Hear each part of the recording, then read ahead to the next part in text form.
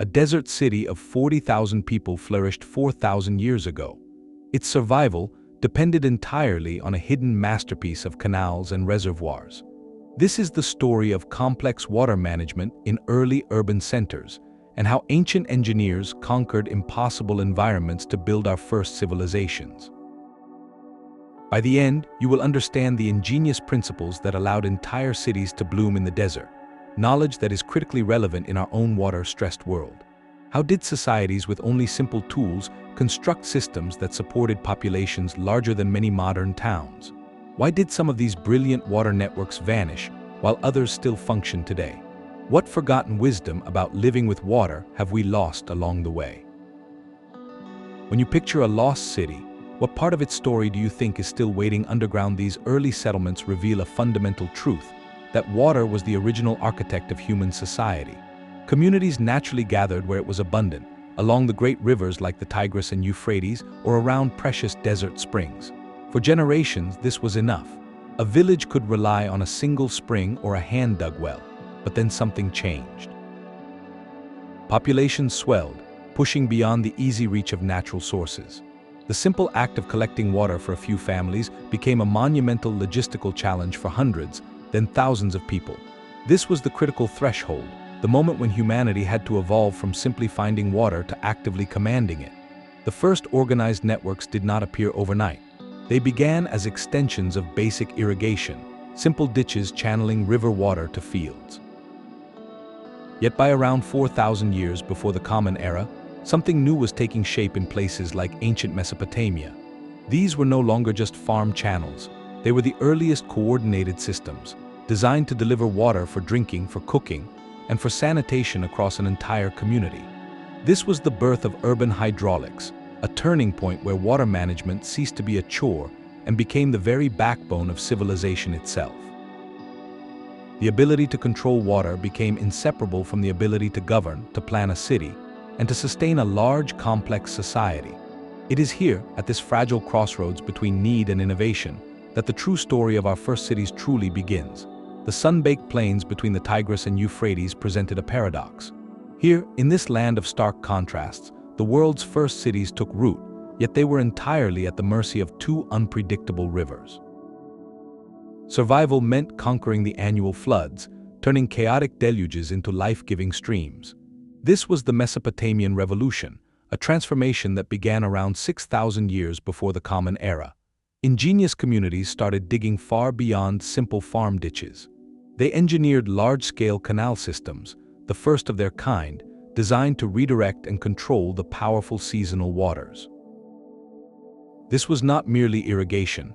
It was an act of defiance against an unpredictable environment, a declaration that humanity would no longer just react to nature, but would begin to command it.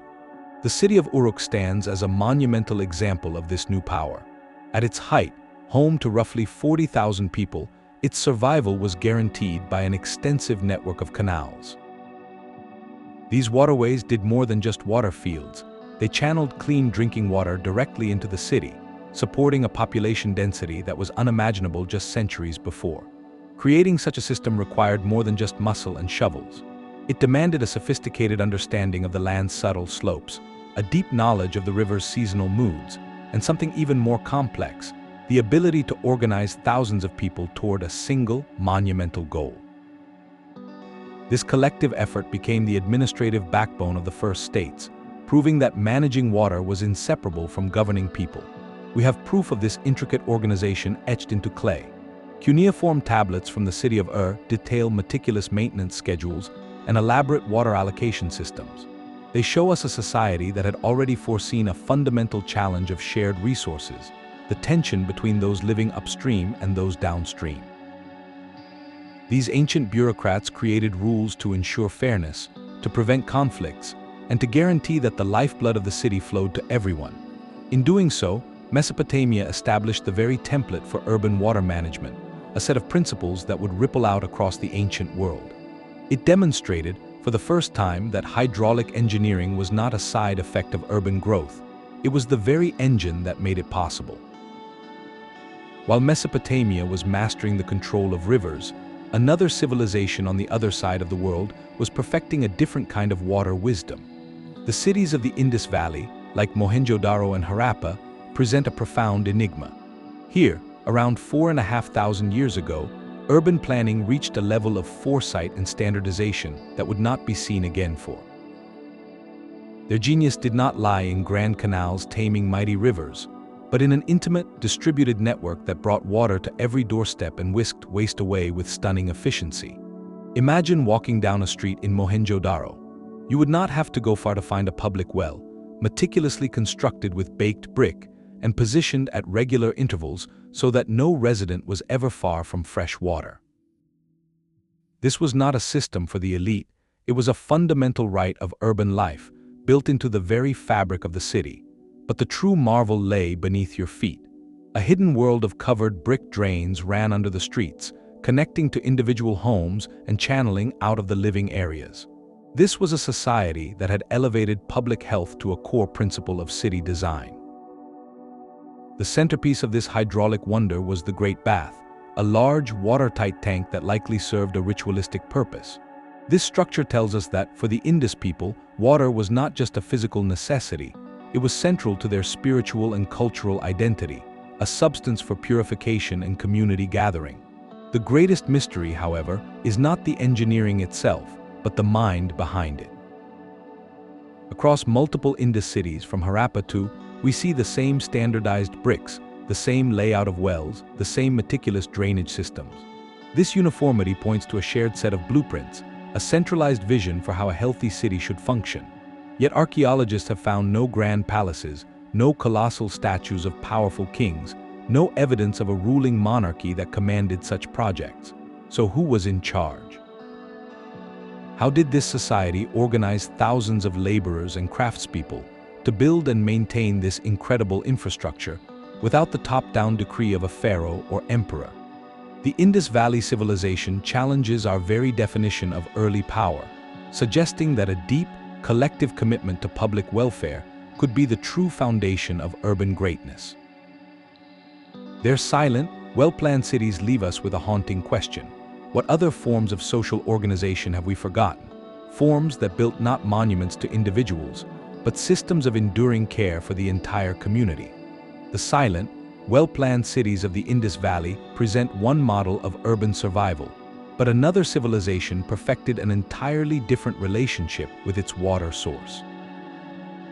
Egypt was truly the gift of the Nile, a land that did not fight its river's nature, but learned to dance with its rhythms. Each year, with astonishing regularity, the Nile would swell, spilling over its banks and depositing a fresh layer of life-giving silt across the floodplain. While other cultures saw floods as chaos to be controlled, Egyptian civilization saw them as a cycle to be harnessed. This was the genius of basin irrigation, a system refined over thousands of years beginning around 5,000 years before the Common Era. Farmers first built simple earthen banks to create large, shallow pools that captured the annual floodwaters. As the river receded, these basins would slowly drain, leaving behind saturated soil rich with nutrients, ready for planting. This was water management in its most elegant form, working with nature's own schedule to achieve abundance. This system evolved under the watchful eye of the pharaoh's administration into a more complex network of canals and sluice gates, all centrally coordinated. But unlike the constant battle against silt that challenged Mesopotamian engineers, the Egyptian approach capitalized on the silt, relying on the river's own predictable cycle to fertilize the land. This harmony between human need and natural process was measured with scientific precision. On Elephantine Island, a stone staircase known as a Nileometer descended into the river. Priests would carefully record the water level against its marked steps. The height of the flood was not just a number, it was a divine message predicting the bounty of the coming harvest, a direct link between hydrology, religion, and the entire state economy. A high reading promised prosperity, while a low one signaled lean times ahead, allowing the central granaries to prepare. This integration of observation, belief, and administration created a resilient society. Major urban centers like Memphis further demonstrated this multifaceted understanding. The city featured harbor basins and connecting channels that served a dual purpose, facilitating the movement of goods and people by boat, while also ensuring a reliable supply of water for the city's inhabitants. This created a true hydraulic landscape where water was not merely a resource to be consumed, but the central artery of commerce, daily life, and urban identity. The Egyptian model presents a powerful alternative, a civilization that minimized massive construction projects by maximizing the natural benefits of its environment. It leaves us wondering, in our modern attempts to control water, what essential rhythms of the natural world have we forgotten to listen for? Far from the river valleys of Egypt and Mesopotamia, on the island of Crete, another civilization was engineering a different kind of water miracle. The Minoans built their palaces not as fortresses, but as vibrant, open centers of commerce and culture. And at the very heart of their architectural genius was an obsession with controlling water. Walking through the sprawling complex of Knossos around 3,600 years ago, you would have encountered comforts that vanished from the world for over 3. In some rooms, elaborate pipes set into the walls connected to remarkable fixtures, early flush toilets that could whisk waste away through stone-lined drainage channels running beneath the floors. This was not just luxury, it was a profound statement about public health and urban living. The entire palace was a hydrological machine, designed from the ground up to manage water with breathtaking sophistication. Their mastery began at the source. The Minoans engineered stone aqueducts that channeled fresh spring water from the mountains miles away, delivering it directly to the palace and the surrounding urban center. But they did not just move water, they improved it. Along these routes, they constructed sedimentation tanks, clever chambers where water would slow down, allowing impurities and particles to settle to the bottom before the cleaner water continued its journey. This is one of the earliest known examples of deliberate, large-scale water purification. Even the design of their pipes reveals an advanced understanding of physics. Minoan pipes were not uniform cylinders. They were cleverly tapered, wider at one end and narrower at the other. When connected, this cone shape naturally increased the water's velocity as it flowed, preventing sediment from building up and maintaining a consistent, strong pressure throughout the system. It was a simple, yet brilliant solution to a problem that still challenges engineers today. Perhaps most critically, the Minoans were masters of dealing with excess. Crete experienced heavy rains, and the multi-story palace at Knossos was protected by an extensive network of covered drains and light wells that efficiently channeled stormwater away from the delicate foundations, ensuring the complex's structural integrity for centuries. This hydraulic knowledge was likely a closely guarded secret, a source of economic power and prestige that fueled Minoan dominance across the Mediterranean. Their clean, well-watered ports were hubs of trade, their textiles famous, their society vibrant. And then it all suddenly fell silent. The colossal volcanic eruption of Thera, around the year 1600 before the Common Era, sent tsunamis and ash clouds that crippled Crete. The sophisticated systems that required a centralized administration to maintain them fractured and were eventually forgotten. The advanced flush toilets and pressurized pipes literally disappeared from history, not to be reinvented until the Victorian era. The Minoan legacy is a stark reminder that no matter how brilliant our engineering, our urban systems remain deeply vulnerable, intertwined with the stability of the society that builds them. While the Minoans fought to control water with complex internal systems, an entirely different philosophy was taking shape on the other side of the world. In ancient China, engineers confronted the violent floods of the Min River not with rigid barriers, but with a clever invitation. The irrigation system, built over 2,300 years ago, is not a relic. It is a living, breathing entity that still functions today, watering fields that feed millions. Its secret was a profound shift in thinking, one that chose to work with a river's nature rather than wage war against it.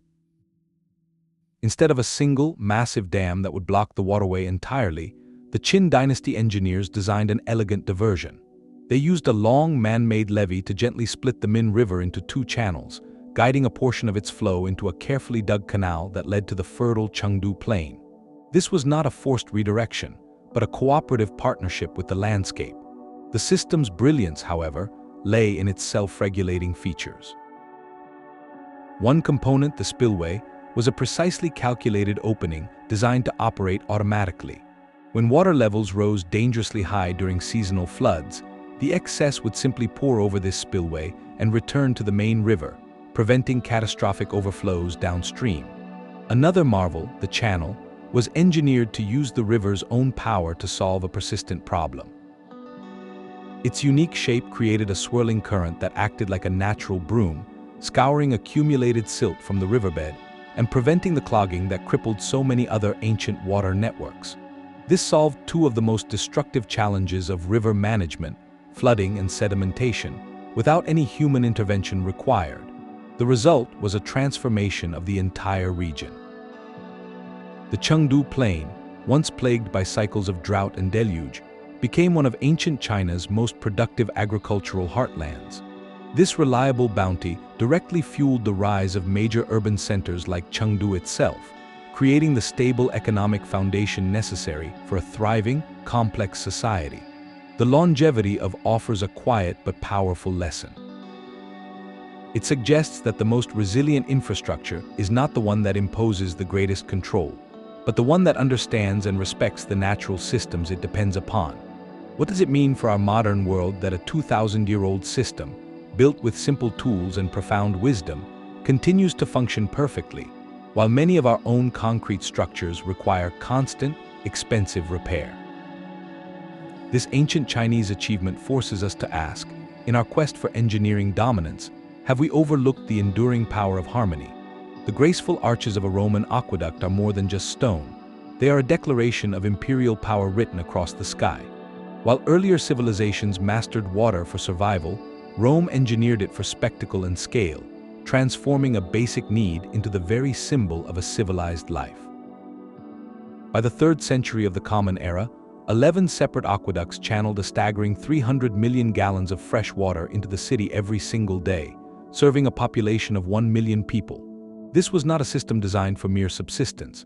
It was a hydraulic engine driving an unparalleled urban experience. To achieve this, Roman engineers performed feats of precision that still inspire awe. Their primary challenge was gravity. Water, they knew, only flows downhill, so their entire system was a masterwork of maintaining a consistent, gentle slope from a distant spring all the way to the city center. This often meant charting a course that the landscape itself. They would tunnel directly through the heart of mountains, or erect those iconic arcades of arches to carry water across deep valleys, all to preserve the precious elevation needed for a steady, reliable flow. The water's arrival in the city then triggered a revolution in daily life. It cascaded into ornate public fountains, ensuring no citizen was far from a source of clean drinking water. It filled the vast, warm pools of the public baths, which were far more than just places to get clean. These were social hubs, centers of business, exercise, and community, spaces that reinforced a shared Roman identity. This abundance also powered the city's famous Cloaca Maxima, a massive sewer system that flushed waste into the Tiber River, safeguarding public health on a metropolitan scale. We are granted an intimate look into this complex machine thanks to the meticulous work of Sextus Julius, the water commissioner for Rome. His detailed records provide an unprecedented window into the administrative genius required to run such a system. He documented everything from legal frameworks governing water rights, which prevented powerful individuals from hijacking the public supply, to strict maintenance schedules for the army of workers who constantly cleaned and repaired the channels. This bureaucratic backbone was as vital as the stone and mortar, proving that the most brilliant engineering is useless without the organization to sustain it. The Roman model presents a profound duality. It showcases water management as both a profound practical necessity and the ultimate projection of soft power. The sight of pure water flowing freely from a fountain was a daily, tangible reminder of the empire's benevolence and its technological might. It was civilization itself, delivered by gravity and will. Yet this very grandeur also reveals a vulnerability. Such a complex, centralized system was incredibly expensive to maintain and vulnerable to disruption. The eventual decline of Rome's administrative power led to the neglect of its aqueducts, and the fountains that once sang the praises of the empire slowly fell silent. This invites a haunting reflection. Does our own modern water infrastructure, with its vast networks of pipes and treatment plants, share this same hidden fragility, built for a scale of abundance that may not last forever? High in the thin air of the Andes, a different kind of water empire emerged, one that mastered the vertical world. The Incan civilization, flourishing in the 15th and 16th centuries, faced a landscape that would seem impossible to farm, let alone build a sprawling empire upon.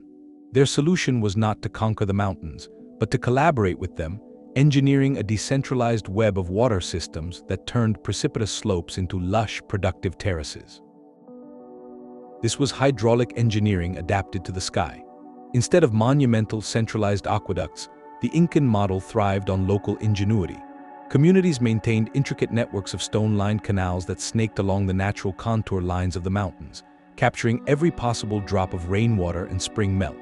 They even built underground aqueducts, a brilliant innovation that protected precious water from the intense high-altitude sun, drastically reducing evaporation. Reservoirs were strategically placed to catch mountain runoff during the fleeting wet seasons, creating vital reserves for the dry months.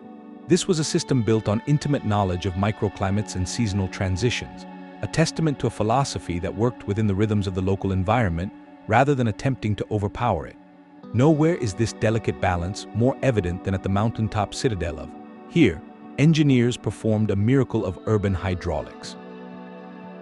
They channeled a natural spring through a series of 16 ceremonial fountains, allowing water to flow gracefully through the entire sacred center. But they also prepared for the torrential rains that sweep across the peaks. An integrated drainage system lay beneath the stone plazas and buildings, with layers of crushed rock and strategically placed channels that efficiently diverted stormwater away, preventing erosion and preserving the city's structural integrity for centuries. The Incan legacy is a powerful reminder that the most advanced system is not always the largest or most centralized. It is the one most perfectly adapted to its place. Their mountain-based wisdom, born of necessity and a deep respect for local cycles, continues to offer profound insights for modern communities facing water scarcity in extreme environments.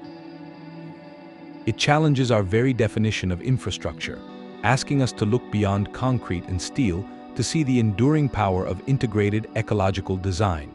Beneath the sun-scorched deserts of Persia, a hidden river flows in perfect silence.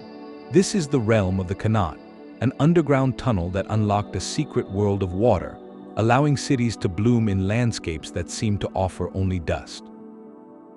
While the Romans built skyward with their monumental aqueducts, Persian engineers performed their miracles in the dark, tapping into mountain aquifers and guiding the water on a slow, gravity-fed journey across the arid plains. This technology, emerging over 3,000 years ago, stands as one of humanity's most enduring and elegant answers to extreme water scarcity. A Qanat begins at the foot of a mountain, where workers dig a mother well deep into the water table. From there, they carve a gently sloping underground channel, just wide enough for a single person, that stretches for miles toward their city or farmland. The genius of the system lies in its slope, a precise gradient that is just steep enough to allow the water to flow, but shallow enough to prevent it from gaining destructive speed and eroding the tunnel walls. To build this subterranean highway, they sink a series of vertical shafts from the surface down to the tunnel level at regular intervals. These shafts are not just for digging, they are vital for ventilation, and for centuries to come, for maintenance, allowing workers to descend and clear blockages to keep the life-giving flow uninterrupted. The entire endeavor required a kind of wisdom we are only now rediscovering. Persian surveyors had to read the land with an almost intuitive sense, understanding the hidden behavior of groundwater and calculating slopes with nothing but simple tools and generations of accumulated knowledge. They were mapping an invisible geography, bringing forth a river that had never seen the sun. The result was a form of abundance that the harsh environment. In a city like, a labyrinth of Qanats delivered cool, clean water directly to homes and vast underground reservoirs. This water nurtured lush gardens and farms in the heart of the desert, and was even channeled into clever structures that produced ice during the cold desert nights, a luxury preserved for the blistering summer heat. This was not just survival, it was a sophisticated urban civilization built upon a hidden, sustainable foundation. The proof of the Qanat's brilliance is written in its journey across the globe. The technology traveled along the Silk Road, from the oases of Central Asia to the dry plateaus of Spain, where they are known as, and even as far as China. Each culture that adopted it found the same truth, that by working with gravity and protecting water from evaporation, they could create lasting resilience. This ancient approach offers a quiet challenge to our modern world. In an era of energy-intensive desalination plants and massive dams, the 3,000-year-old Qanats that still function today ask us a profound question. Have our most advanced solutions overlooked the simple, sustainable wisdom of harvesting water in harmony with the Earth's own hidden rhythms? This fusion of engineering and belief reached its zenith in the cities of, where water was not just a resource to be managed, but a sacred force to be honored. In the Mayan city of, a thriving center between the years 600 and 800 of the Common Era, the line between aqueduct and altar blurred completely. Its rulers channeled the waters of the spring directly through the heart of the palace, but they did so with profound artistry. The flowing water was guided through a vaulted, subterranean passage known as an aqueduct, yet this structure was also a symbolic portal, a man-made echo of the sacred caves that represented the entrance to the watery underworld in Mayan cosmology. Every drop of water that quenched the city's thirst was also making a spiritual journey, connecting the world of the living to the realm of the gods. This was not an isolated marvel. Far to the north, the great city of Tikal sustained a population of perhaps 100,000 people in a climate defined by seasonal downpours and punishing dry spells. Its survival depended on a network of massive reservoirs, vast artificial basins carved into the limestone landscape. Modern analysis of their capacity reveals a staggering truth. The Maya had engineered these reservoirs to hold enough water to support the entire urban population through months of drought. This was not guesswork. It was the result of sophisticated hydrological planning, a deep understanding of rainfall patterns, evaporation rates, and the precise water needs of tens of thousands of people. The Aztecs, however, performed the ultimate act of hydraulic integration. Their capital was a vision of a water city, a metropolis built on an island in the middle of lake. A grid of canals crisscrossed the urban center, functioning as bustling transportation routes. Causeways connected the island to the mainland, while the famous or floating gardens created incredibly fertile plots of reclaimed land from the lakebed, feeding the massive population. But at the very spiritual and physical center of this aquatic wonder stood the Mayor, the great temple. This pyramid was designed as a symbolic representation of the mythical, the Serpent Mountain, the source of all and life. During religious ceremonies, rainwater would be channeled to flow down its steep stairways, perhaps through sculpted stone carvings of serpents, physically manifesting the descent of the life-giving waters from the cosmic mountain. In this one sacred space, the entire Aztec worldview converged. The practical need for water was inseparable from its divine origin. This holistic approach challenges our modern, often purely utilitarian, view of infrastructure. For these societies, a successful water system was not just one that functioned mechanically. It was one that also resonated with the sacred order of the universe, binding the community together through a shared technological and spiritual reality. The shimmering fountains of Rome and the hidden Qanats of Persia all raise a deeper question, one that lies at the intersection of water, power, and human society. How did the need to control a fundamental resource like water actually shape the very structure of our earliest governments? This puzzle is central to a provocative idea known as the hydraulic civilization theory. Proposed by historian, this theory suggests that large-scale water management was not just a project of the state, it was the very engine that created the state itself. In arid landscapes where survival depended on massive irrigation canals and reservoirs, the argument goes, the technical challenges were so immense that they demanded a new form of social organization. Someone had to survey the land, design the systems, and coordinate the thousands of hands needed for construction and maintenance. This necessity, according to the theory, gave birth to a powerful, centralized bureaucracy, a class of administrators who controlled the water, and by extension, controlled the people. The evidence from some early centers seems compelling. In Mesopotamia, cuneiform tablets are filled with the records of temple officials meticulously allocating water rights and organizing labor crews. In Egypt, the pharaoh's administration used the Nileometer not just to predict harvests, but to calculate taxes, directly linking water management to the economic power of the state. The construction of those vast canal systems was often achieved through labor, a form of tax paid in work, which further cemented the authority of the ruling class over the populace. The state essentially said, "We will provide you with water and protection, and in return, you will build the systems that make our power possible." It creates a compelling picture of water as the original source of centralized, and perhaps even authoritarian control. Yet, for every rule, history presents a fascinating exception. The sophisticated, standardized water systems of the Indus Valley cities, with their public wells and advanced drainage, appear to have been built and maintained without the clear presence of a powerful, king-like ruler. There are no grand palaces or royal tombs that would indicate a centralized, coercive state of the kind described. This suggests a different social model, one where complex water management could emerge from a shared communal vision or a more collective form of governance. The ongoing debate between these two models forces us to look more carefully at the intricate dance between technology and society. It seems there was no single, inevitable path. In some places, the control of water may have indeed concentrated power into the hands of a few, creating the archetypal hydraulic empire. In others, the management of water might have been the very project that strengthened community bonds and fostered a different kind of complex society, one built on cooperation rather than command. This unresolved historical mystery holds up a mirror to our own world, where the control of water resources continues to be a source of both incredible cooperation and profound conflict. The fate of an empire can hinge on a shift in the rain. Across the ancient world, urban centers faced a recurring challenge, not of building complex water systems, but of adapting them to a climate that refused to stay the same. Some societies learned to bend, while others broke, and their stories are written in the layers of sediment beneath their cities. The Akkadian Empire in Mesopotamia, one of the world's first great territorial states, presents a stark lesson in hydraulic fragility. For generations, their prosperity was built on a web of irrigation canals feeding from the Tigris and Euphrates. Then, around 2,200 years before the Common Era, the rains began to fail.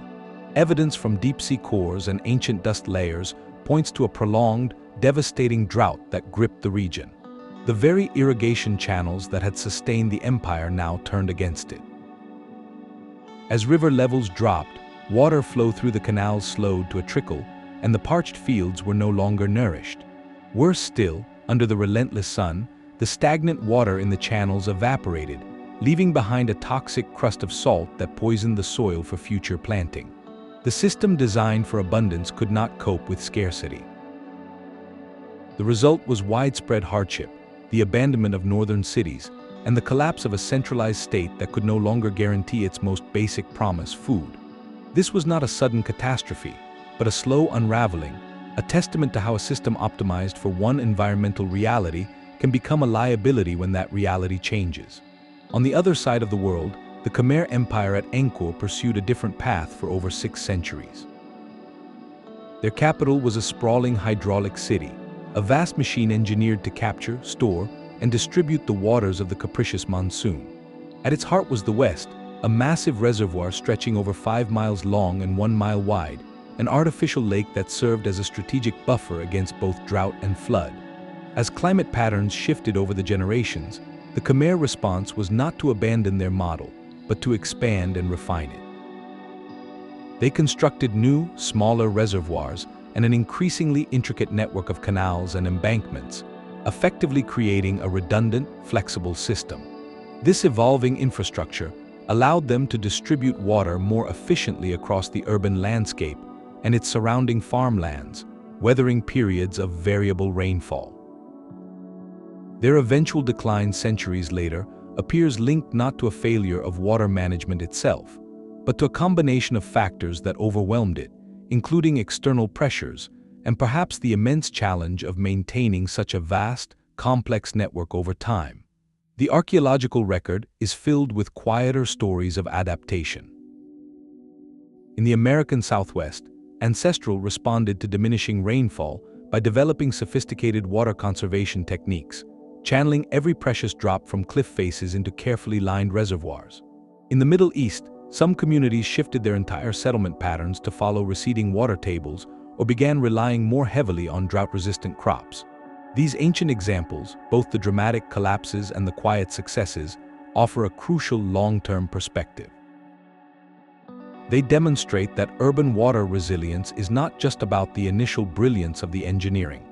It is about the capacity of a society to observe change, to learn, and to reorganize itself, both technically and socially, in the face of new environmental realities.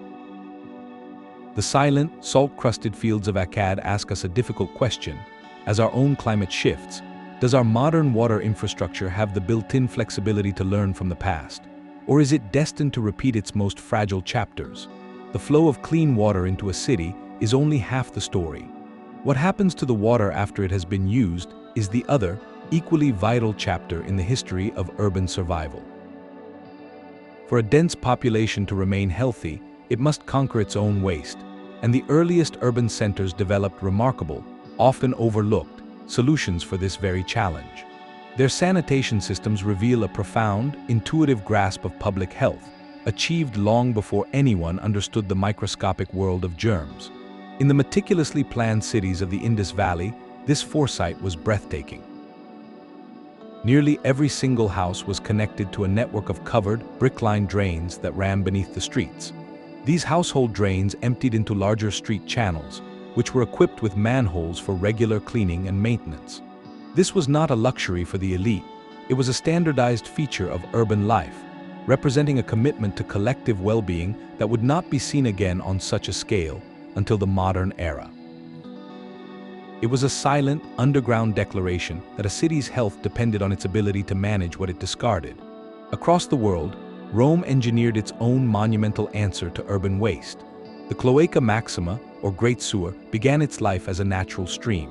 Roman engineers gradually channeled it, covered it, and transformed it into a massive, vaulted tunnel that ran through the heart of the city. This system served a brilliant dual purpose. It drained the swampy areas between Rome's famous hills, making the land habitable, while simultaneously carrying away stormwater and waste from the public latrines and baths, flushing it all into the Tiber River.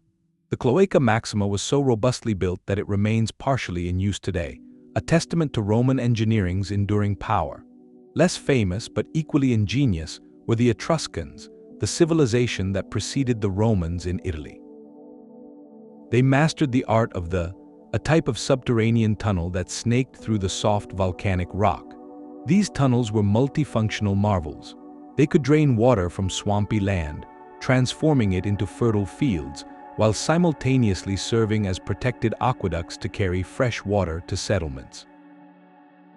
This dual-purpose thinking demonstrates a sophisticated understanding of the entire water cycle, seeing drainage and supply not as separate problems, but as interconnected parts of a single hydraulic landscape. From the covered drains of Mohenjo-Daro to the vaulted sewers of Rome, these ancient societies all arrived at the same crucial insight through observation and experience. They recognized that stagnant water and accumulated waste were linked to illness and urban decay. Even without knowing why, they understood that managing was fundamental to preventing disease and maintaining a functioning, large-scale community. The variety of their approaches, from the standardized public health model of the Indus to the monumental engineering of Rome and the versatile tunnels of the Etruscans, highlights a fascinating diversity of priorities. Each culture, in its own way, was trying to solve the same eternal urban puzzle: how to create a healthy environment for thousands of people living closely together. Their successes and failures in this hidden, underground world would ultimately shape the destiny of their cities above. A city's survival often depended not on its ability to find water, but on its genius for holding on to it. In landscapes of scarcity, the empty space of a reservoir was just as vital as the stone of a palace wall, a deliberate void that represented foresight, planning, and a profound understanding of time itself. Ancient engineers became masters of capturing the fleeting moment, whether it was a desert flash flood or a seasonal downpour, and preserving it for the long, dry silence that would inevitably follow. This was water storage, the ultimate buffer against uncertainty, and its technologies ranged from the intimately personal to the monumentally public. High in the desert cliffs of Petra, the Nabateans performed a kind of hydrological alchemy. They transformed their arid home into a thriving hub for 20,000 to 30,000 people by treating every raindrop as a precious commodity. Their entire landscape was engineered for capture. They carved channels directly into the cliff faces to intercept runoff, built dams to control flash floods, and sculpted the rock into hundreds of cisterns, both large and small. These reservoirs, hidden in canyons and atop plateaus, collected every possible ounce of sporadic rainfall, creating a distributed network of water security that made the desert bloom. This was not a single source, but a resilient web of thousands, a system designed so that the failure of one cistern would not doom the whole. Meanwhile, across the Mediterranean, a different model of collection took root within the very walls of the home. In Minoan palaces and later in Greek cities, households achieved a remarkable level of self-sufficiency through sophisticated private cisterns. These were not simple holes in the ground. They were carefully engineered chambers, often lined with a special, waterproof cement known as opus, a mixture of lime and crushed pottery that created an impermeable seal. The system was elegantly simple. Rooftops and courtyards became catchment areas, with guttering and channels designed to funnel rainwater through settling tanks. These tanks allowed debris and sediment to sink to the bottom before the cleaner water flowed into the underground storage cistern.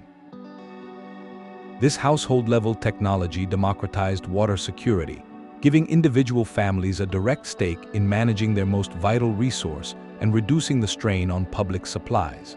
But when an entire empire's security was at stake, the scale of water storage had to become truly imperial. In the Byzantine capital of Constantinople, the threat was not just drought but siege. To ensure the city could withstand years of blockade, engineers constructed colossal underground cisterns, vast subterranean cathedrals built to hold water instead of congregations. The most famous of these, the Basilica cistern, could hold millions of gallons, its roof supported by a forest of hundreds of marble columns. Water was channeled from aqueducts miles away to fill this incredible underground sea, a strategic reserve that guaranteed the city's survival when its surface sources were cut off. Walking through such a space would have been a humbling experience, a descent into a cool, dark world where the sheer volume of silent, stored water was a tangible manifestation of the empire's power and its desperate will to endure. From the personal cisterns of Crete to the cavernous reservoirs of Constantinople, these storage solutions represent different philosophies of risk. One empowered the individual household, the other centralized security in the hands of the state. Yet both relied on continuous innovation in waterproofing, filtration, and distribution. The development of durable cement linings, of settling tanks to purify incoming water, and of efficient methods to draw water back out when needed, these were the unsung technological triumphs that underpinned urban life. They allowed cities to plant themselves in seemingly inhospitable places and to withstand the tests of time and climate. They whisper a question to our own modern world, where we often take the turning of a tap for granted. How much of our own water security is an illusion, dependent on distant reservoirs and fragile systems? And what could we learn from the ancient art of capturing the rain, where it falls? The layout of an ancient city often reveals its deepest priorities. And in the case of the Indus Valley, that priority was an orderly flow of water. Streets were not simply paths between homes, they were carefully graded surfaces, angled with a subtle, consistent slope that guided rainwater directly into the covered drains running beneath them. This was urban planning as hydraulic engineering. The placement of public wells was equally deliberate, positioned at regular intervals so that no neighborhood was ever cut off from this essential resource. The entire city functioned like a single, living organism, with its circulatory system of water and waste designed right into its physical skeleton from the very beginning. This was not infrastructure added later, it was the foundational blueprint, a similar, though vastly different, fusion of the practical and the profound unfolded at Angkor. The massive reservoirs were far more than just utilitarian water tanks. They were geographic anchors, central elements that organized the entire urban landscape around them. Temples, palaces, and roadways were all oriented in relation to these vast, reflective pools of water. For the Khmer people, these reservoirs were symbolic oceans, physical representations of the Hindu cosmos. The city was not just built near the water, The city was built because of the water, and its form was a direct expression of a worldview where human order mirrored the sacred order of the universe. Water management was the invisible hand that sculpted the city's very shape. This principle of water dictating urban form reached a new level of standardization under the Romans. When Roman engineers mapped a new city, the terminus of the aqueduct was its beating heart. From that single entry point, a predictable geography of water unfolded. Public fountains, were placed at major crossroads, ensuring fresh water was always within easy reach.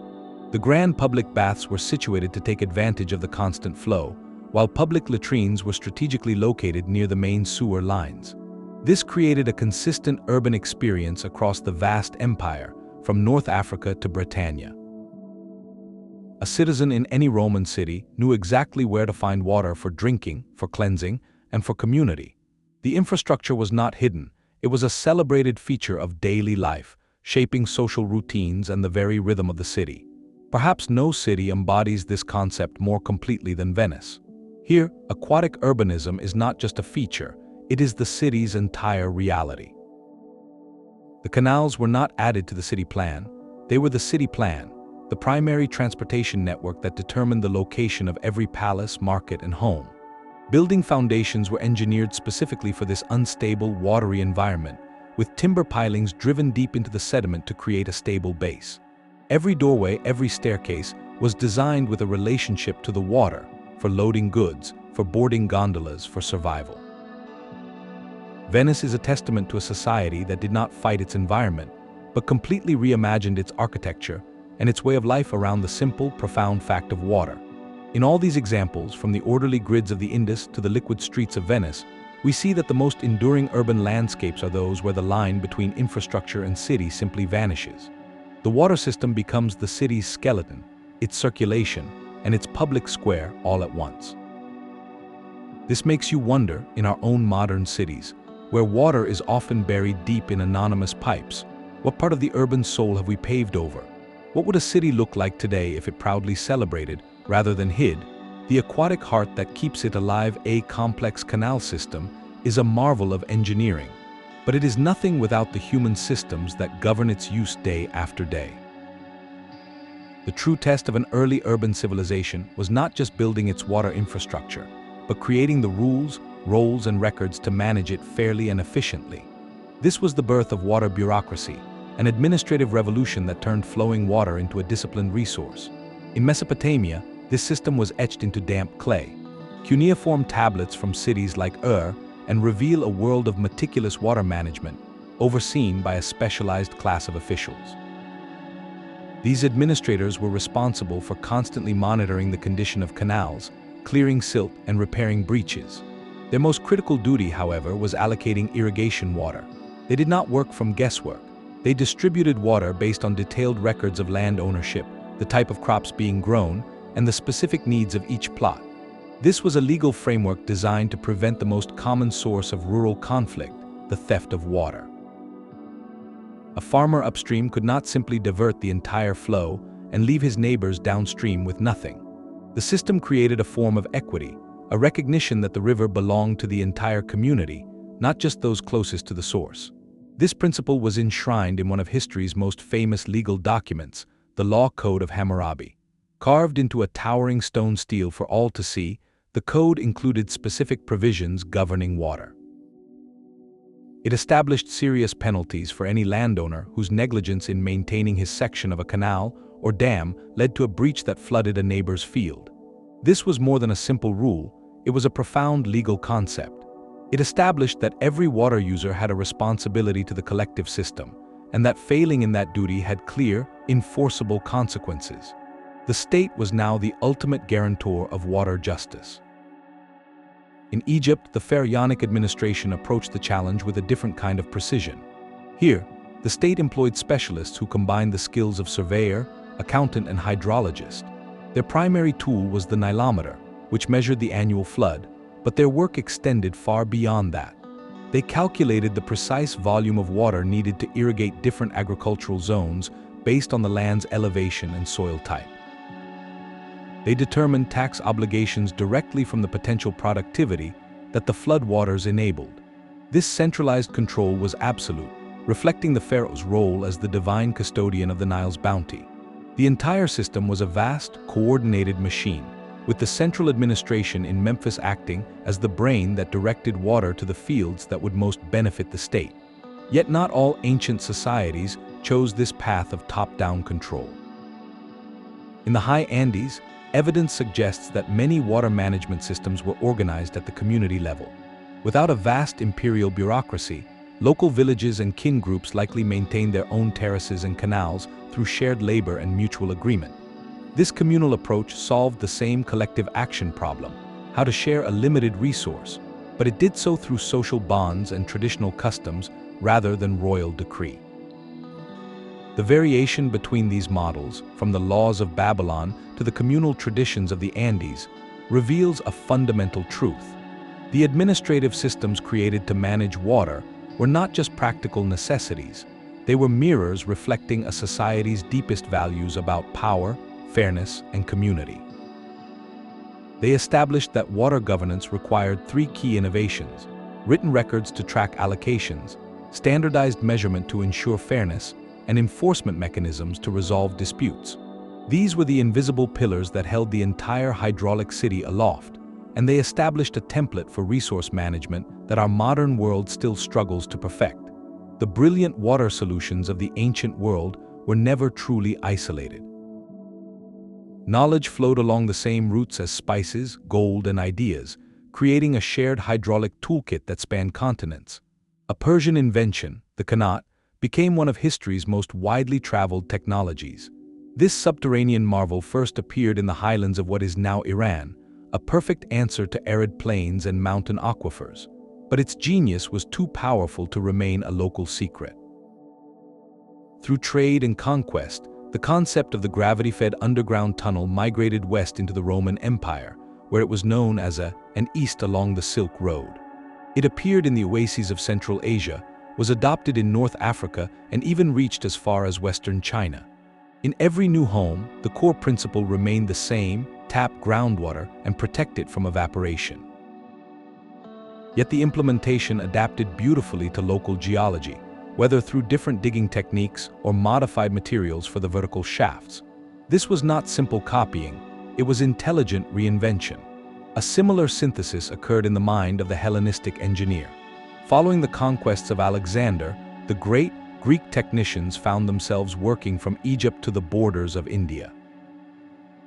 They became intellectual sponges, absorbing the canal management of Mesopotamia, the basin irrigation of Egypt, and the Qanat technology of Persia.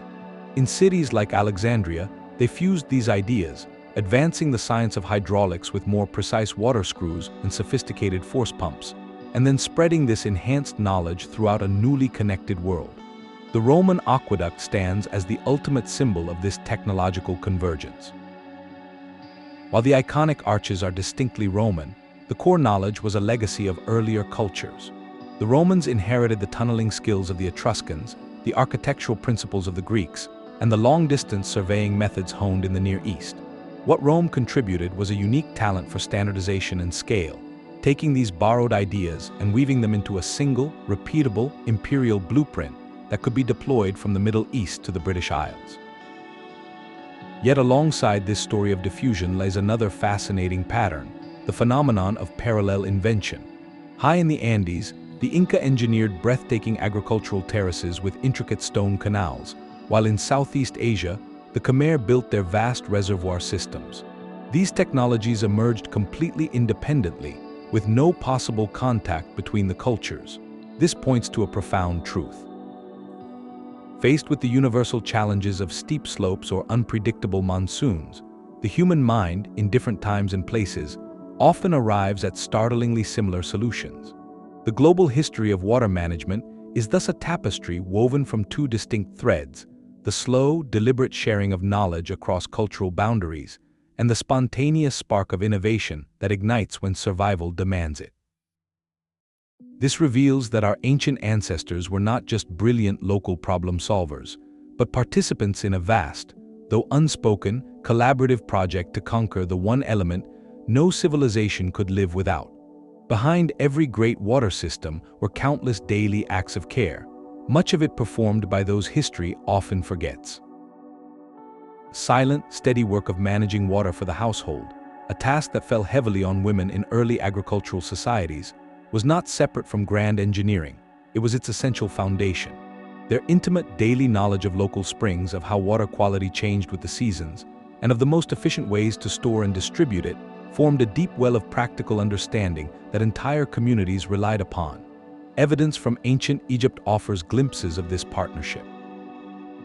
Tomb paintings and carved reliefs occasionally depict women working alongside men in irrigation channels, managing the flow of water to the fields. This artistic record suggests their involvement was visible and recognized, a vital part of the agricultural cycle that sustained the civilization. In many traditional societies studied by ethnographers, this pattern holds true, where women were typically the primary managers of household water, responsible for its collection, its safe storage in pots and cisterns, and its careful rationing within the family. This daily, repetitive labor, the very act of drawing water from a well or a river, may have directly inspired one of the earliest hydraulic inventions. The shaduf, a simple but revolutionary counterweighted lever for lifting water, essentially mechanized a backbreaking task.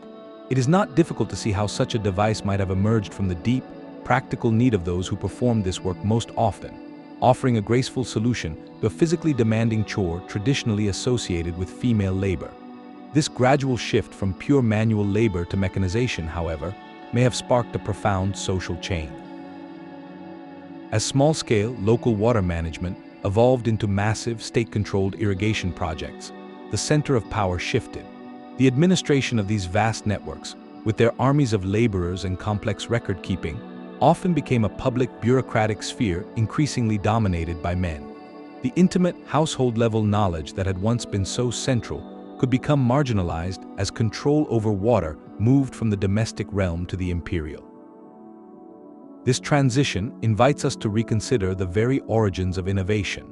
The story of ancient water management is not just one of top-down directives from kings and engineers, but also of incremental improvements born from generations of lived experience. Recovering these overlooked contributions does more than just add missing names to the historical record. It fundamentally changes our understanding of how technology develops.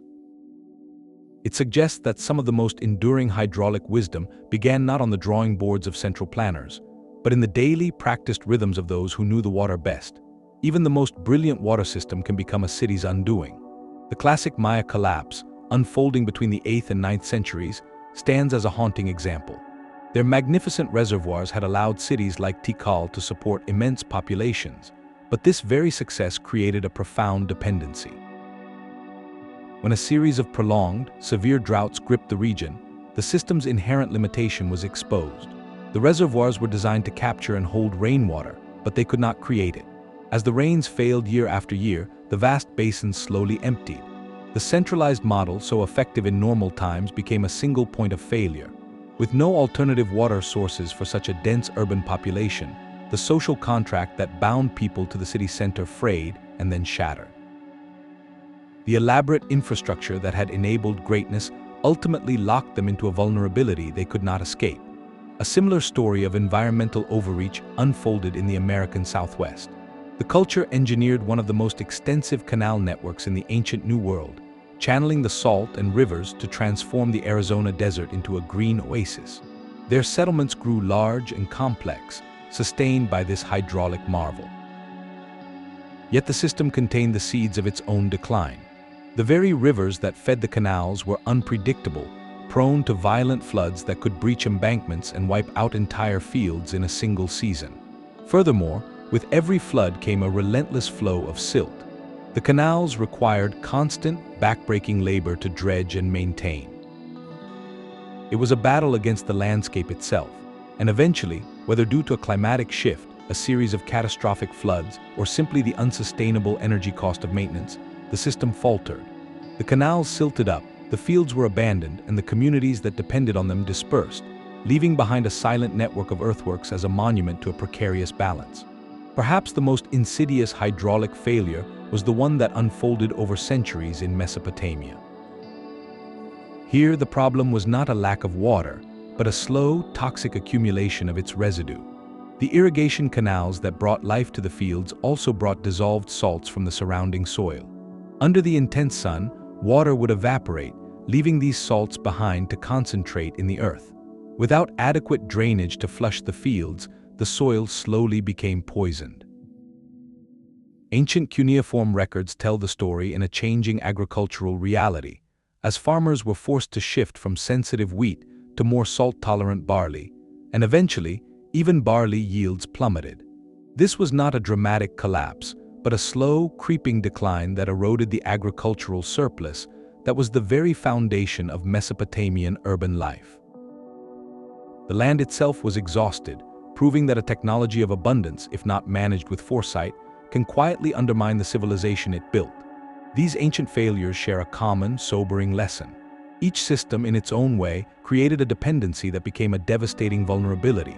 For the Maya, it was an over-reliance on a single, climate-sensitive strategy. For it was a constant, losing battle against the natural forces of sedimentation and flood.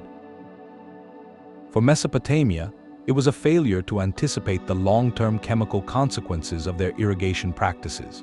In every case, the complex infrastructure that enabled urban growth required immense energy to maintain and proved brittle in the face of environmental change. They reveal that a civilization's greatest strength can, under shifting conditions, become its most critical weakness. This forces us to look at our own vast, interconnected water networks and wonder, what hidden dependencies have we engineered into our own cities, and what silent tests might they one day face? The cool, clear water flowing from a Roman fountain seemed like a public good for all. But its path through the city traced a map of privilege and power. The intricate water systems that sustained early urban life also became powerful tools for reinforcing social divides. Archaeological evidence from multiple early centers reveals a consistent pattern, where access to this vital resource was anything but equal.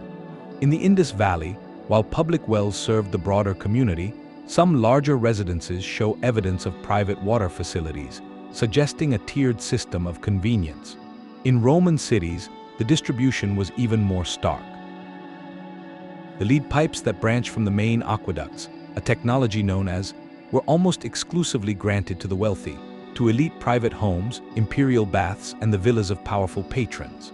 This legal concession, documented in municipal records, meant that the rich enjoyed running water in their own homes, while ordinary citizens carried their water in jars from crowded public fountains, often located in less convenient, marginalized neighborhoods. The burden of creating and maintaining this hydraulic luxury fell overwhelmingly on those who could least afford it. The massive labor for digging canals, cleaning reservoirs, and repairing aqueducts was typically supplied by labor, a form of tax paid in physical work by peasants and lower-class citizens. These communities bore the backbreaking cost of building the system, yet they reaped the most minimal benefits, creating a profound imbalance where some groups shouldered the hardship while others enjoyed the abundance.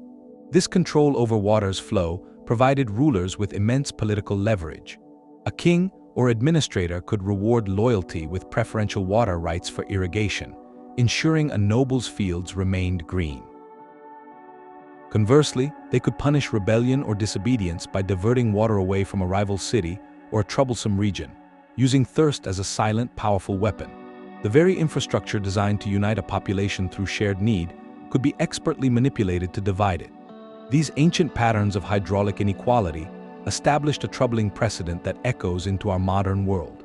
They demonstrate with stark clarity that a water system is never just a neutral piece of technology.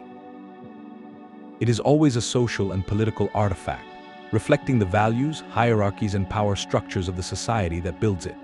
The choices about who gets water, when and in what quality, are never merely technical decisions.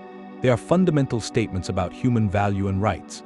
This historical legacy challenges us to look at our own cities and ask whose neighborhoods have the cleanest, most reliable water today, and whose communities face scarcity and contamination. The story of water in the ancient world is not just one of engineering triumph, but also a cautionary tale about how a life-giving resource can be channeled to cement the very inequalities it was meant to overcome. The flow of water through an ancient city was never just a technical matter. It pulsed with divine presence, connecting the practical work of survival to the sacred order of the cosmos. In civilizations across the world, the management of water was inseparable from its spiritual meaning, creating systems where every canal and reservoir served both the body and the soul. Temples were frequently constructed directly at the source of water, at natural springs, or the powerful junctions where two rivers met. These were not coincidental locations. They established the priesthood as the guardians of the community's most vital resource, making the spiritual center also the operational heart of water distribution. The connection was so profound that maintaining the physical purity of a water source became a religious duty, a form of practical conservation enforced by deep-seated belief. In the Vedic traditions of ancient India, this relationship was beautifully articulated. Major rivers like the Ganges were not merely geographical features, they were as living goddesses. Elaborate rituals developed around honoring these divine waterways, ceremonies that included keeping their banks clean and their flows unobstructed. This reverence created a powerful cultural incentive for conservation, as polluting a river was not just a practical misstep, but a spiritual transgression. The community's well-being was tied directly to the health of its sacred waters. A similar fusion of cosmology and engineering appeared for the Maya, caves were not just geological formations, they were entrances to the watery underworld, the source of all life-giving springs and rain. They often constructed their most sacred temples atop these caves, designing them to channel rainwater in very specific ways. During a downpour, water would flow over carved stone facades, perhaps cascading from the mouth of a stone serpent, physically enacting the myth of the divine waters emerging from the underworld. The practical function of drainage was thus transformed into a continuous religious ceremony, reinforcing a cosmic narrative with every storm. Even the famously practical Romans wove spirituality into their hydraulic infrastructure. The Nymphaeum was a quintessential example. These were not simple public fountains, but ornate, monumental structures adorned with statues of nymphs and river gods. The water that flowed through them was both a public utility and an offering, its graceful display a daily reminder of the deities who provided it. This blending of utility and veneration ensured that the infrastructure was respected and maintained, as its proper function was a sign of divine favor. This deep integration of the sacred and the practical offers a crucial insight into the longevity of these ancient systems. When a water source is seen as holy, its protection becomes a moral imperative, not just a technical one. The rules for its use are embedded in ritual and story, passed down through generations as sacred law rather than mere regulation. This cultural framework provided a resilience that pure engineering alone could not achieve. It makes you wonder, in our modern, secular approach to water management, what essential layer of meaning and commitment have we left behind? Could reconnecting with the deeper value of water, beyond its utility, be the key to building systems that truly endure? The true foundation of any ancient city was not its temples or palaces, but its fields. The story of urban growth is inextricably tied to a simple agricultural revolution, the ability to produce more food than the farmers themselves could eat. This surplus is what freed others to become artisans, priests, soldiers, and scribes, creating the complex social tapestry of a city. And this surplus was born from water, specifically from the deliberate, large-scale redirection of water through irrigation. The scale of a city was a direct reflection of its agricultural yield. In Mesopotamia, the meticulous control of the Tigris and Euphrates through vast canal networks produced grain yields that were unprecedented. This was not subsistence farming. This was intensive agriculture capable of supporting population densities that would have been impossible just centuries before. A single city like Uruk, with its 40,000 inhabitants, was a testament to this hydraulic power, a dense concentration of people who did not have to grow their own food because the system grew it for them. Yet the methods for achieving this surplus were as diverse as the landscapes themselves. In Egypt, farmers practiced a form of flood recession agriculture, patiently waiting for the Nile's annual inundation to recede and then planting their seeds in the rich, saturated silt. This was a different kind of control, one that worked in harmony with the river's natural cycle rather than constantly fighting against it. Meanwhile, high in the Andes, The Inca engineered a vertical landscape, carving terraces into precipitous mountainsides and channeling spring meltwater through stone-lined canals to create microfarms in the sky. Each environment demanded a unique hydraulic solution, and each solution, in turn, gave rise to a distinct urban pattern, from the sprawling, canal-fed cities of Mesopotamia to the more linear, river-hugging settlements of Egypt. Managing these vast agricultural networks required more than just digging ditches. It demanded a new kind of intelligence. Someone had to calculate water allocations, organize labor crews for dredging canals, and record the harvest. This administrative burden became the cradle for literacy and mathematics. The first written records in Mesopotamia are not epic poetry. They are bureaucratic accounts of grain stores and field measurements. The state itself emerged, in part, to coordinate the incredible collective effort required to keep the water flowing and the food growing. This rhythm of managing water shaped the very calendar of urban life. The annual cycle was marked by the intense labor of maintaining irrigation channels before the planting season, followed by the collective effort of the harvest. These were not just agricultural events, they were social ones, often by religious festivals that thanked the gods for the water and the bounty it provided. The entire cultural and administrative life of early civilization pulsed to the rhythm of the agricultural year, a year defined by water. This fundamental connection explains a great historical mystery. Why did the very first cities all emerge in river valleys? It was in these specific places that the combination of fertile soil and the possibility of hydraulic control created a perfect storm. Natural fertility alone was not enough. It was the human ingenuity to command that fertility through irrigation that transformed a village into a metropolis. The city was, quite literally, the child of the managed field. True test of ancient engineering lies not in its design, but in its endurance. How did civilizations with no access to steel or powered machinery construct water systems that have lasted for thousands of years, outliving the empires that built them? The secret was a profound mastery of local materials, transforming earth and stone into structures of incredible resilience. Roman engineers perfected a revolutionary material known as opus, a hydraulic concrete that seemed to defy logic. Its key ingredient was a specific volcanic ash, which when mixed with lime and rubble, created a paste that did not weaken in water, it actually grew stronger. The chemical reaction with water caused the concrete to crystallize, forming a dense, waterproof matrix that was perfectly suited for the constant flow of aqueduct channels and the damp darkness of vast cisterns. This was a material science breakthrough that would not be matched again for over a millennium. Meanwhile, on the floodplains of the Indus Valley, builders achieved a different kind of permanence. They manufactured millions of standardized, kiln-fired bricks, all of a precise, uniform size.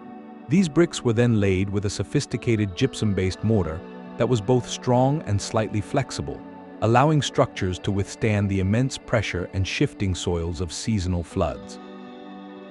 The covered drains of Mohenjo-Daro were not just cleverly designed, they were immaculately built, their brick-lined channels so durable that they remain intact today, a testament to a recipe for longevity that has survived for over 4,000 years. Perhaps the most daring construction projects were the ones no one could see. The Persian Qanat builders were subterranean artists, carving tunnels for dozens of miles through unstable earth and rock. They developed specialized digging tools and baskets for removing debris, all operated in near-total darkness. Their most critical innovation was a method for reinforcing these fragile tunnels without any internal supports. They lined the walls with fired clay rings or stone, and the regular vertical shafts they dug for access also served to ventilate the tunnel and provide structural anchor points, distributing the weight of the ground above and preventing catastrophic collapse. This was intuitive geotechnical engineering of the highest order. The variety of these solutions is a lesson in local adaptation. Where stone was abundant, as in the Andes, the Inca built precise, interlocking canals that needed no mortar at all. In regions rich with clay, like Mesopotamia, engineers lined their canals with baked bricks and bitumen to prevent seepage. For lifting water, the shaduf used wood, rope, and a counterweight, while the more complex noria, or water wheel, employed timber and ceramic pots. Every solution was a direct response to the materials at hand and the specific challenge of the environment. The continued operation of systems like the Irrigation project in China or the Qanats of Iran is not a historical fluke. It is direct proof of a deep, empirical understanding of material properties and structural mechanics, knowledge earned not in a laboratory, but through generations of patient observation and practical problem-solving. This cumulative wisdom, passed from one builder to the next, created an infrastructure that was not imposed upon the landscape, but born from it, a perfect marriage of human ingenuity and the enduring strength of the earth itself. The ancient world understood that to command water, one must first learn its language. This was not a language of words, but of numbers, angles, and the slow, steady climb of a river against a marked stone. Long before modern hydrology, societies were developing a sophisticated science of measurement, transforming the chaotic flow of nature into predictable, manageable data. In Egypt, this science was carved into the bedrock of Elephantine Island. The Nileometer was far more than a staircase into the Nile. It was a calibrated instrument. Priests would descend its steps, reading the water level against precise markings. But the true power of this tool emerged over generations. By maintaining these records for centuries, Egyptian scribes amassed a vast statistical database. They could observe patterns, correlating a specific water height with the agricultural yield that would follow months later. This was not mere record-keeping, it was predictive analytics, allowing the state to prepare for plenty or for hardship with a scientific foresight that secured the entire civilization. Roman engineers approached the challenge with a geometer's eye. Their iconic aqueducts, stretching for miles, relied on a constant, gentle slope. To achieve this, they used a tool called a long, leveled wooden frame with water-filled grooves. By sighting along its edge, they could ensure their channels fell at the perfect gradient of just a few inches per mile. Even more impressively, Roman hydrologists developed mathematical formulas to calculate the flow rate of water through lead pipes of different diameters. They understood that a wider pipe did not just hold more water, it changed the velocity and pressure of the flow itself. This theoretical grasp of hydraulics allowed them to design systems that delivered water efficiently across a metropolis of 1 million people. In the humid jungles of, the Maya developed a different kind of hydrological science, one written in the stars and the turning of their complex calendar. Their survival depended on anticipating the seasonal rains and the long dry spells that followed. By tracking planetary cycles and correlating them with centuries of observed weather, their priest astronomers could predict rainfall patterns with remarkable accuracy. This celestial knowledge was then applied to the very earth, coordinating the cleaning of reservoirs and the maintenance of canals to align with the anticipated arrival of the rains. Their entire water management cycle was synchronized with a cosmic clock. These diverse systems all required a foundation of standardized units, consistent recording methods, and a growing theoretical understanding of how water behaves. The Egyptian cubit, the Roman digit, the Maya's intricate long count calendar, all provided the universal language necessary for planning and construction. The accuracy they achieved with simple tools, a length of wood, a marked stone, or observations of the night sky, speaks to a profound skill in practical geometry and patient observation. This was the quiet birth of hydrological science, an intellectual achievement that proved just as vital to urban life as the bricks and mortar of the aqueducts themselves. It reveals a timeless truth, that the mind's ability to measure, to calculate, and to predict is the most powerful tool any civilization can ever wield. 2,300 years after its creation, the silent, steady flow of the irrigation system poses a quiet question to our age of concrete and steel. How is it that this ancient Chinese work, built with simple tools and a profound understanding of a river's nature, continues to function perfectly, while so many of our own modern megaprojects face constant, costly repairs? The answer lies in a fundamental difference of philosophy. Ancient systems were designed not to overwhelm natural cycles, but to cooperate with them. They saw the river not as an enemy to be conquered, but as a partner to be understood.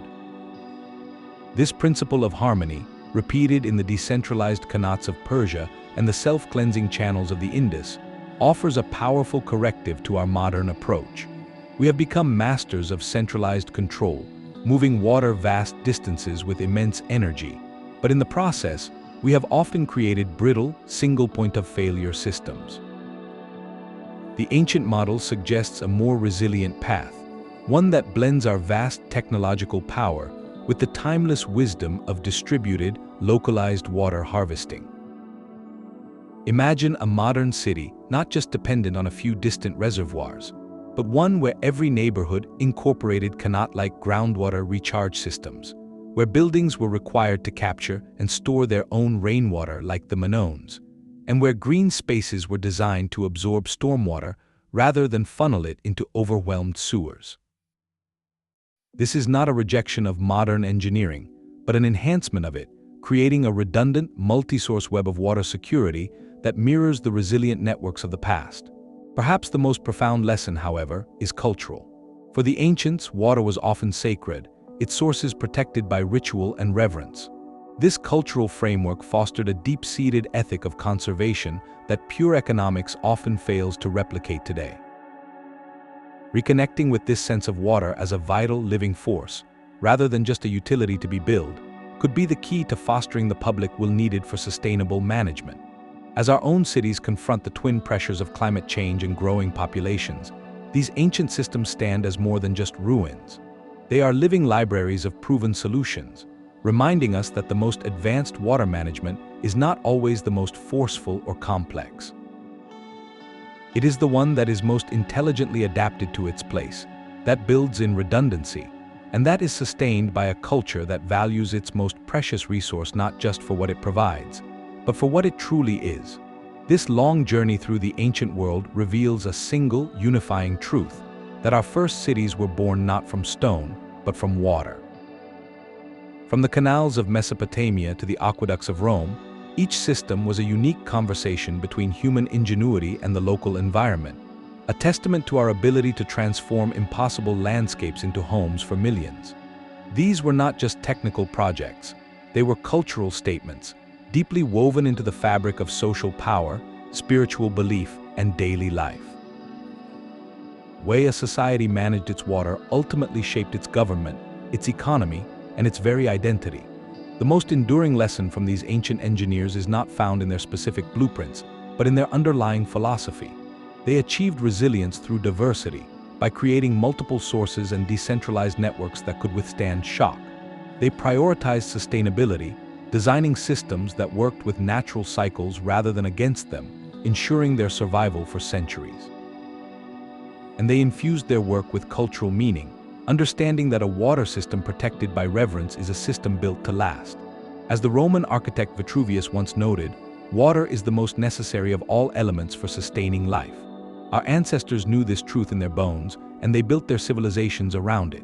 Today, as our own cities face growing water stress, these historical examples are more than just history, they are a source of profound inspiration. They challenge us to look beyond concrete and centralized control, to imagine a future where our water systems are not only technologically advanced, but are also culturally meaningful and ecologically harmonious. We would love to hear your thoughts. Which ancient water management innovation do you find most impressive, and how could its principles inform solutions in your own part of the world?